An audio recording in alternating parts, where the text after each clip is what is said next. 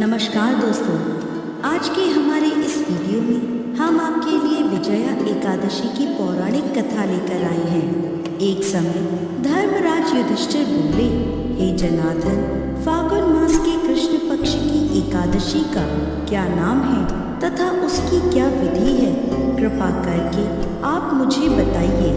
तब श्री भगवान बोले, हे राजन, फागुन मास के कृष्ण पक्ष की एकादशी का नाम विजया एकादशी है।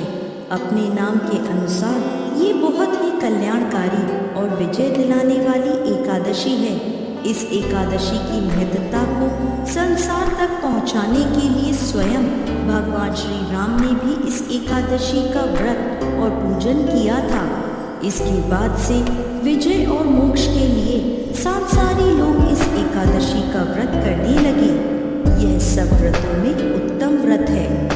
इस विजया एकादशी के महात्म्य के श्रवण व पाठन से समस्त पाप नाश को प्राप्त हो जाते हैं। एक समय देवर्षि नारद जी ने जगत पिता ब्रह्मा जी से कहा, महाराज, आप मुझे फागुन मास के कृष्ण पक्ष की एकादशी का विधान कहिए। ब्रह्मा जी कहते हैं, हे नारद, विजया एकादशी का व्रत पुराने तथा नए पापों को नाश करने वाला है। इस विजया एकादशी की विधि मैंने आज तक किसी से भी नहीं कही। यह समस्त मनुष्यों को विजय प्रदान करती है।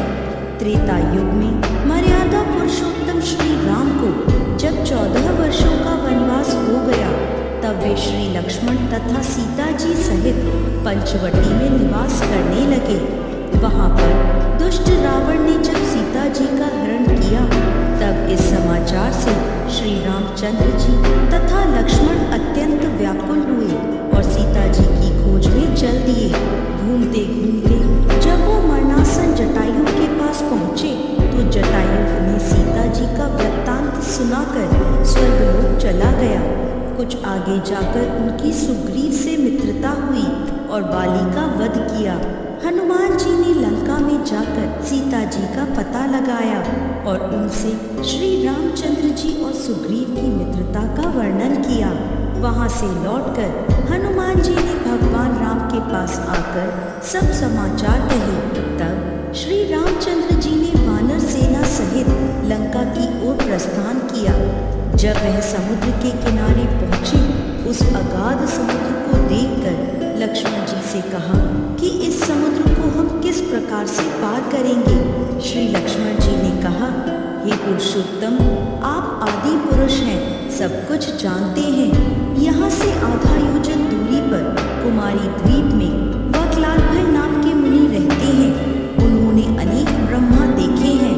आप उनके पास जाकर इसका उपाय पूछिए। लक्ष्मण जी के इस प्रकार के वचन सुनकर श्री रामचंद्र जी वक्लाभय ऋषि के पास गए और उनको प्रणाम करके बैठ गए। मुनि ने भी उनको मनुष्य रूप धारण किए हुए पूर्ण पुरुषोत्तम समझकर उनसे पूछा, हे राम, आपका आना कैसे हुआ? रामचंद्र जी कहने लगे, हे ऋषि, मैं अपनी सेना सहित यहाँ आया हूँ और राक्षसों को जीतने के लिए लंका जा रहा हूँ। आप कृपा करके समुद्र पार करने का कोई उपाय बतलाइए। मैं इसी कारण आपके पास आया हूँ।